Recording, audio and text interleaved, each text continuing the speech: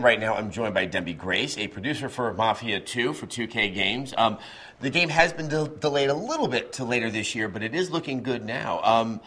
Where is the game in production? So where we're at right now is we're really sort of like putting the bows and sort of tying up all the loose ends. We're polishing things, we're balancing things, we're really heavily focused testing.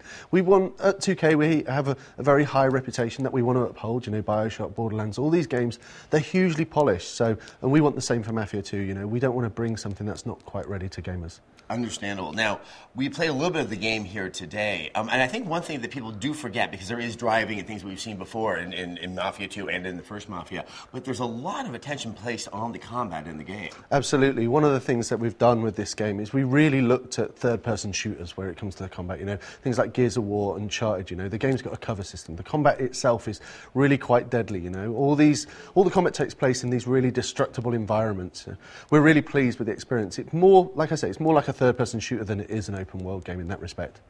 Now, with the driving, which is, of course, in the game, it's using period cars. They may not have the exact same names as what maybe, you know, the real ones were in America, but how did you guys research how the cars were supposed to handle, and are they accurate to what it would have been like back in the mid-century? So, yeah, yes and no. You know, we've taken a few liberties here and there. We want to sort of, the gameplay needs to be that thrilling, sort of exciting driving. They use a very realistic physics model, and obviously the research that we did was the torque of the cars. You can get all this sort of stuff online.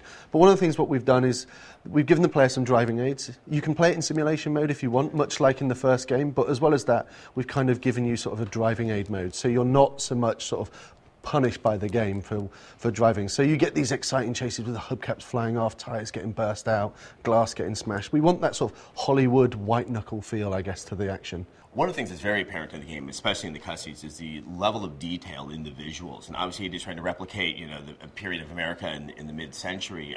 What is some of the tech that's going on underneath that hood?